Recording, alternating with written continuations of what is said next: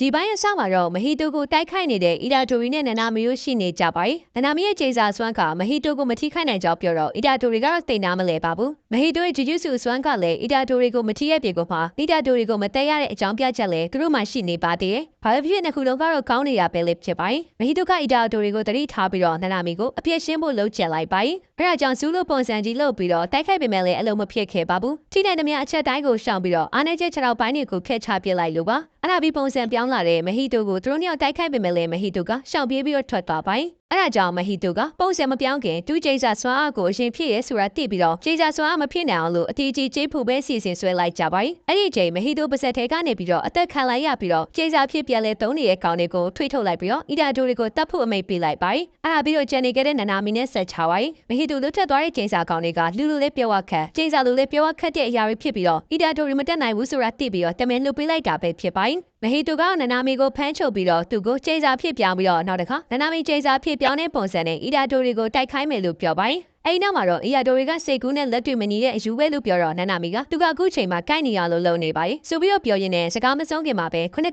ကောင်တွေကိုတက်ပြီးတော့အီယာတိုတွေကနနာမီကိုချုပ်ထားတဲ့မဟီတိုလက်ကိုကန်ပြီးတော့ခုန်ဆင်းလာခဲ့ပါရဲ့အဲ့ဒါပြီးတော့နေရာလုံးကချိန်စာစွာတွေကိုပုံမမြင့်ပြီးတော့မဟီတိုပုံပြောင်းခြင်းမရလောက်အောင်ချီကိုနားတင်မရအောင်ထုတ်ကြပါတော့တယ်မဟီတိုကလည်းသူ့ကိုသူတေချင်းတရားကိုနီးကပ်လာပြီးထင်ပြီးတော့နှဲပဲချဲလိုက်ပိုင်သူ့နေဘက်ကလက်တွေအများကြီးရှိနေပြီးတော့အဲ့ဒီထဲမှာဆိုရင်တော့လျှို့ဝှက်ချိန်စာတွေအသုံးပြုနိုင်လို့ဒီလန်ကိုပဲရွှေ့ထားကြတာဖြစ်ပါတယ်ပုံမှန်လို့ဆိုရင်တော့နှဲပဲပြန်ချက်ရင်နိုင်နေဆိုပေမဲ့လည်းနနာမီကတော့နှဲပဲချက်တာကိုမလုပ်နိုင်ပါဘူးမဟီတိုကအတွေ့အကြုံတစ်တွေပေးလို့ကျေးဇူးတင်တယ်လို့ပြောပါတယ်။နောက်ပြီးတော့အဲ့ဒီထဲကိုအီဒါတိုရီလည်းပါမလာခဲ့ပါဘူး။မဟီတိုရဲ့ကျေးဇူးဆွမ်းအိမ်နဲ့လက်နဲ့ထီတာနဲ့တက်ရောက်တာဖြစ်နိုင်တာကြောင့်နေပဲတဲ့ရောက်သွားရင်တော့နနာမီဘာမှလုပ်လို့မရတော့ဘူးဆိုတာကိုသိသွားပါတယ်။အဲ့ဒီချိန်မှာပဲအရင်တိတ်ကသူ့ရုံးမှာလုံးနေတော့ဘာမှဝယ်စားနေကြတဲ့ဆိုင်ကကောင်းမလေးအကြောင်းကိုစဉ်းစားနေခဲ့ပါတယ်။အဲ့ဒီကောင်မလေးရဲ့ပခုံးပေါ်မှာချိန်စာကောင်တစ်ကောင်ကိုတွေးခဲ့ပေမဲ့လည်းပြဿနာမဖြစ်တော့ဘဲနဲ့သူဖယ်ပေးလိုက်တော့မှထူးဆန်းနဲ့ထင်တော့မှဆိုပြီးတော့မဖယ်ပေးလိုက်ပါဘူး။အဲ့နောက်မှာတော့နနာမီကလူအစ်စ်ကိုအဲ့တွေကိုလေးလေးဆဆဆက်ဆံဖို့ပြောပေမဲ့လည်းသူတို့ boss ကတော့ကုမ္ပဏီရဲ့ဂျိုးမြတ်ရဖို့ပဲထည့်တွက်လိုက်ပါတယ်။နောက်ပြီးတော့ရှုံးပေါ်တော့ stock share တွေကိုလည်းအတင်ထိုးရောင်းခိုင်းပါတယ်။နနာမီကသူ့ဘဝကြီးကရီမန်းချက်မရှိတဲ့လူဖြစ်ပေမဲ့လည်းသူ့အတွေ့ထဲမှာပတ်စံရဖို့ကိုတော့တော်တော်လေးကြိုးစားပါတယ်။ပတ်စံရှိရင်ချိန်စာတွေကလူစိမ်းတွေကိုရောပြစ်ထားခဲ့လို့ရတယ်ဆိုတဲ့အတွေ့နဲ့ပတ်စံရှာဖို့ပဲကောင်းတဲ့ရှိရဖြစ်ပါတယ်။နောက်တနေ့ပေါမှုဆိုင်ကိုထပ်သွားတော့ဆိုင်ကကောင်းမလေးဟာပင်မနေပုံပေါက်တဲ့နနာမီကိုအဆင်ပြေလားဆိုပြီးတော့မေးပါတယ်။နနာမီကပြန်ပြီးတော့သူမကအခုတလုံးပခုံးတွေတောင်းပြီးတော့ညာဘက်တွေအိမ်မပြောအကြောင်းပြောပါတယ်။အဲ့ဒီအချိန်နနာမီကသူ့အလုပ်ကပတ်စံရှိတဲ့လူတွေစီကပတ်စံကိုရှူပြီးတော့သူတို့ပို့ချမ်းသာလာအောင်လုပ်ပေးရတယ်လို့ပဲ။ပေါမှုချိုက်တဲ့သူတွေအတွက်ပေါမှုမရှိရင်တော့ပြဿနာရှိပေမဲ့လည်းလူပတ်ဝန်းကျင်မှာတော့သူတို့မရှိရင်လည်းဘာမှမဖြစ်ဘူးဆိုတဲ့ထူးဆန်းတဲ့စကားလုံးတွေပြောတော့တစ်ဖက်ကကောင်မလေးကလည်းပြုံးပြီးပဲနားမနဲ့ကြောင်ပြောပြလိုက်ပါတယ်။အဲ့နောက်ကောင်မလေးကိုရှင်းနေတိုးခိုင်းပြီးတော့သူမပခုံးပေါ်ကချိန်စာကောင်ကိုဖဲ့ရှာပေးလိုက်ပါတယ်။သူမကလည်းချစ်ချင်းပဲပေါ့သွားပြီးတော့နနာမီကမတက်တာရင်စေကန်းထပ်ပြလို့ပြောပြီးတော့လှည့်ထွက်သွားပါတယ်။ပါမောဆိုင်ကကောင်မလေးကနနာမီကိုအရင်ကျေးဇူးတင်နေပြီးတော့အခြေကြီးအော်ပြီးတော့ကျေးဇူးတင်ကြောင်းပြောလိုက်ပါတယ်။ဘာလို့မရှာပဲတွင်းနေတဲ့နနာမီကိုမဟီတိုကကျေးဇူးတင်ကြောင်းပြောတော့လူတွေများကြီးစီကကြားခဲ့ရပြီးပြီလို့ပြောနေရင်မှာပဲအီဒါတိုရီရဲ့လက်တီကမဟီတိုရဲ့နနမိတ်ကွင်းထဲထိကိုရောက်လာခဲ့ပါတယ်။မဟီတိုရဲ့နနာမီပါကြောင်နေခဲ့ပြီးတော့နေပဲချစ်တာရဲ့သဘောတရားကိုနားလေတဘောပေါက်သွားခဲ့ပါတယ်။ဂူတိုရဲ့အကန့်အသတ်မရှိတဲ့နနမိတ်ချစ်တာတွေမဟုတ်တာကြောင့်အပြင်ပိုင်းမှာစွမ်းအားနေမယ်ဆိုပြီးတော့သုံးသပ်မိကြပါတယ်။မီတိုကအီဒါတိုရီခနာကူတဲ့အခါစကူနာစီကိုဆက်တယ်ပြီးတော့စကူနာကဒုတိယအချိန်မရဘူးလို့ပြောခဲ့တဲ့လေလို့ပြောပြီးတော့သူ့လက်လေးကိုရှယ်ရှူလိုက်တာနဲ့ပဲမဟီတိုရှင်ဘက်ကနေပြီးတော့တွေးတွေစီကြလာပါတယ်။စကူနာကအီဒါတိုရီတည်သွားရင်တော့ဂီယူမဆိုင်ပဲနဲ့မဲကူမီကိုတူလက်ခန့်ကောင်လောက်ခိုင်းဖို့ပါတွေးထားတာလည်းဖြစ်ပါတယ်။အဲ့နောက်မဟီတိုရဲ့နနမိတ်အလုံးကြီးလဲကွဲထွက်သွားပြီးတော့ခန္ဓာကိုယ်ကနေပြီးတော့တူးတွေလည်းဆက်တိုက်ထွက်နေခဲ့ပါတယ်။သူကနမိတ်ချဲ့ထားလို့အင်အားတွေကုန်ခန်းနေတာဖြစ်တာကြောင့်မဟီတိုကိုအမှောက်သေးဖို့စီစဉ်လိုက်ပါတယ်။မဟီတိုကလည်းဒီသမ ्या ဆွဲအင်တွေနဲ့လေဘူးပေါင်းလိုကြီးပုံစံကြီးပြောင်းလိုက်ပါတယ်။အဲ့ဒါကိုအီဒါတိုရီကထိုးပစ်လိုက်တော့ပေါက်ထွက်သွားတာကြောင့်အီဒါတိုရီကလည်းကြောင်နေခြင်းရှီပိုင်တိုင်းကနေတစင်းပုတ်ပြောင်းပြီးတော့မဟီတိုကထွက်ပြေးသွားခဲ့ပါတယ်။နနာမီကအဖွဲရနဲ့ချောင်းပိတ်ဖမ်းပြီးတော့အီဒါတိုရီဆင်းသွားတဲ့ရှေးပိုင်လဲအနောက်ကနေပြီးတော့လိုက်မယ်လို့ပြမယ်လေအများကြီးထိခိုက်ထားတဲ့အီဒါတိုရီကစက်မတောင်ထားနိုင်ပဲနဲ့တတိမိသွားခဲ့ပါတယ်ထွက်ပြေးသွားတဲ့မဟီတိုတော့တော်တော်လေးဆူဝါးနဲ့ရှေးပိုင်လိုက်အောက်ကိုရောက်လာခဲ့ပြီးတော့သူက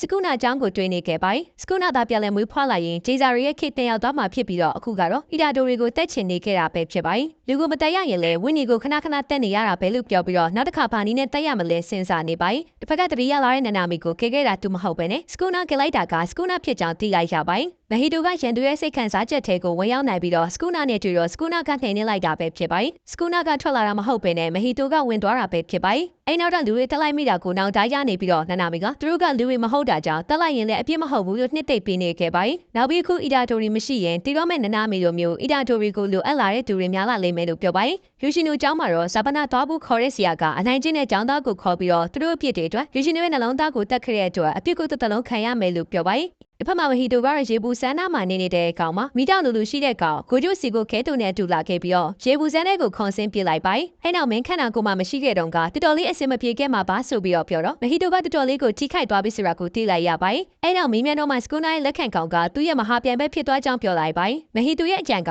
ယူရှင်နိုတစားခံလုပ်ပြီးတော့သူမသိစေခြင်းရင်စကူနာစီကဗီတာတိုရီခန္ဓာကိုယ်ကိုပေးဖို့စာချုပ်ချုပ်တာပဲဖြစ်ပါတယ်။ဒါပေမဲ့သူ့ချက်ကမအောင်မြင်ခဲ့ပဲနဲ့တလွဲရကြီးဖြစ်သွားတာလည်းဖြစ်ပါတယ်။အဲ့ဒီအချိန်စကူနာသူ့ကိုပြောခဲ့တဲ့ကိုစစ်ကိုတီးဆိုတဲ့စကားကိုပဲစဉ်းစားနေခဲ့ပါတယ်။အဲ့ဒါကြောင့်သူတို့လည်းစကူနာရဲ့လက်ချောင်း20လုံးကိုလိုက်စုပြီးတော့စကူနာကိုပေးဖို့စီစဉ်လိုက်ကြပါတယ်။ဂျီဂျူစုကျောင်းမှာတင်ထားတဲ့ကျေးဇူးလက်ချောင်းတွေကနေစဖို့ပြောတော့သူတို့ကလည်းကြောင်သွားခဲ့ပါတယ်။တကယ်တော့အထက်ကလူကြီးတွေကအီဒါတိုရီဘလောက်ထိစကူနာလက်ချောင်းတွေကိုထိန်းချုပ်ခံရလဲမသိတာကြောင့်မမြူချခိုင်းတိတာဖြစ်နေပြီးတော့ဂိုဂျိုကတော့ချင်းချက်ပဲဖြစ်ပါတယ်။ဂိုဂျိုကချက်ချင်းမြူချခိုင်းမှဖြစ်လို့ပဲဖြစ်ပါတယ်။ခဲတို့ကအရင်ဂျီဂျူစုကျောင်းကဖြစ်ပြီးတော့လက်ချောင်းတွေကိုလိုက်စုဖို့ကျောင်းကနေထွက်လိုက်တာလို့ပြောပါတယ်။တစ်ဖက်မှာကိုဂျိုကတော့ပြင်းနေပြီးတော့ကစားနေတစ်ခုခုစောဖို့နနာမီကိုပြောပါတယ်။နနာမီကတော့ကိုဂျိုယူနေပြီးတော့ထင်ပြီးတော့ကိုဂျိုယူနေတာထက်အီဒါတိုရီယူနေတာကပိုကောင်းတယ်လို့ပြောလိုက်ပါတယ်။အီဒါတိုရီကိုကိုဂျိုကတစ်ဖက်ကလူတွေကထောင်ချောက်ဆင်းပြီးတော့ယူရှင်နိုမီကိုတက်ခဲ့ကြောင်းပြောပြချင်ပေမဲ့လည်းအီဒါတိုရီကတော့တူပြလို့ထင်နေမှဆိုတာကြောင့်နနာမီကတော့မပြောပြဖို့တားလိုက်ပါတယ်။ကိုဂျိုကယူရှင်နိုအင်္ဂါလက်ချောင်းကိုပြီးတော့အထက်ကိုအပ်လိုက်ပြီးလို့ပြောပါတယ်။ကိုဂျိုသားဆိုရင်ချက်ချင်းစားခိုင်းမှတီးလို့ပဲဖြစ်ပါတယ်။အဲ့နောက်ကျောင်းဖလှယ်ပွဲမှာအီဒါတိုရီကိုသူ့အသီးစီကိုပြတ်ပို့ပေးဖို့အစီတီပါမလားဆိုပြီးတော့မင်းနေခဲ့ပါတယ်။အထက်ကလူတွေကအီဒါတိုရီကိုဝိုင်းချိတ်ကြမှာဆိုလို့မိတာပဲဖြစ်ပါတယ်။အဲ့ဒီချိန်မှာအီဒါတိုရီဝင်လာပြီးတော့အသင်းစီကိုတွားဖို့စိတ်ဝင်စားစွာနဲ့ပြောလိုက်ပါတယ်။အဲ့တော့ကိုဂျိုကအကောင်လုံးကို surprise လုပ်ပြီးတော့အသင်းစီတွားဖို့စီစဉ်ဆွဲပါတယ်။သူတို့တွေးကတော့အားလုံးကအီဒါတိုရီကိုတွေ့ရင်အတင်းဟိုကြမယ်ဆိုပြီးတော့တွေးထားကြတာပါ။တစ်ဖက်ကနိုဗာရာကတော့ခရူတိုကိုတွားရမယ်ခင်ပြီးတော့ထုတ်ပိုးရင်းနဲ့တောင်မှထွက်လာပြီးဖြစ်ပါတယ်။ဒီကတော့ခရူတိုမှမဟုတ်ပဲနဲ့တူးကြိုမှာပဲလုပ်ရမှာဖြစ်ပါတယ်။အဲ့ဒီချိန်မှာခရူကျောင်းကလူတွေရောက်လာခဲ့ပြီးတော့မတဲကြတဲ့နှစ်ယောက်ကရောက်လာတာနဲ့ရဲစကားပြောကြပြီးပဲဖြစ်ပါတယ်။အဲ့ဒီချိန်မှာအစင်းတဲ့ယူသာဟာမီရောက်လာခဲ့ပြီးတော့သူတို့ကိုဖြန့်ဖြေးပေးလိုက်ပါတယ်။နောက်ပြီးတော့ကိုဂျိုကိုမေးတော့အမေနောက်ကျတဲ့ကိုဂျိုကတော့ထုံးစံတိုင်းနောက်ကျနေတာပဲဖြစ်ပါတယ်။အဲ့ဒီချိန်ကိုဂျိုကပေါင်စတီတစ်ခုကိုတွန်းလာပြီးတော့နိုင်ငံသားကိုခီးထွက်နေရလို့နောက်ကျသွားတယ်လို့ပြောပါတယ်။အဲ့နောက်မှာအင်ပလက်ဆာခရူတိုကကျောင်းသားတွေအတွက်ပါလာကြောင်းပြောပြီးတော့အယုံလေးတွေတယောက်တယောက်စီပေးလိုက်ပါတယ်။အဲ့နောက်တော့ပေါင်စတေကနေပြီးတော့တက်ကြွစွာနဲ့အီဒါတိုရီကထွက်လာခဲ့ပါတယ်။အဲ့လိုတွေးထားရတဲ့အတိုင်းမဟုတ်ပဲနဲ့ငိုလဲမငိုကြပဲကြောင်ပြီးလေးကြည့်နေခဲ့ပါတယ်။အီဒါတိုရီကလည်းနေရခတ်သွားပြီးတော့ရှက်သွားခဲ့ပါတယ်။အဲ့ဒီအချိန်ခရူတိုကျောင်းအဒီရောက်လာခဲ့ပြီးတော့အဲ့ဒီကျောင်းအုပ်ကြီးနဲ့ကိုတူတို့လုံးဝမတဲလို့ရန်စကားစကြပြီးပဲဖြစ်ပါတယ်။အီဒါတိုရီကိုလည်းပထမနှစ်ယောက်ကစိတ်တူနေကြပြီးတော့အသက်ရှင်နေတာမပြောပြမိလို့ပြန်တောင်းပန်ရပါတော့တယ်။နောက်တော့သူတို့ရဲ့ကျောင်းဖလှယ်ပွဲခန်းကိုကျင်းညာပိုင်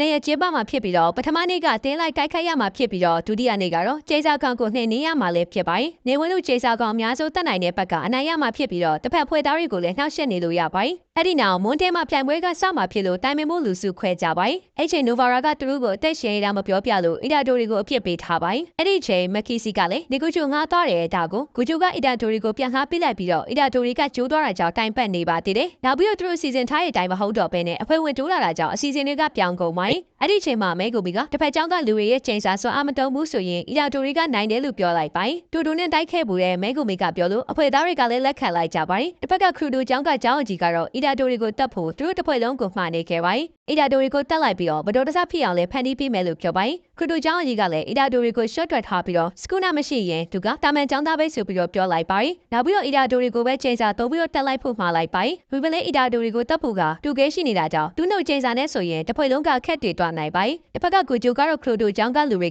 ကမကောင်းတဲ့ဂျီဂျီစုပညာရှင်တွေနဲ့ပေါင်းနေလားဆိုပြီးတော့မေးပါတယ်။အဲ့ဒါကိုတစ်ဖက်ကကျောင်းကယူဟာမီကညင်တော့အဲ့ဒါဆိုရင်အဲ့ဒီမကောင်းတဲ့ချိန်စာသုံးပြသူတွေကိုလိုက်ရှာဖို့ပြောပါတယ်။အဲ့နောက်အီဒါတိုရီကအုပ်စုကလည်းနိုင်ကျစိတ်အပြည့်နဲ့ပဲပြိုင်ပွဲစီကိုချီတက်လာရင်းနဲ့ပဲဒီပိုင်းလေးကလည်းဓမ္မနဲ့ပဲပြီးဆုံးသွားခဲ့ရပါတယ်။အဆုံးထိတ िश ူပေးကြလို့အားလုံးကိုကျေးဇူးတင်ပါတယ်။နောက်တစ်ပိုင်းမှာပြန်တွေ့ကြရအောင်။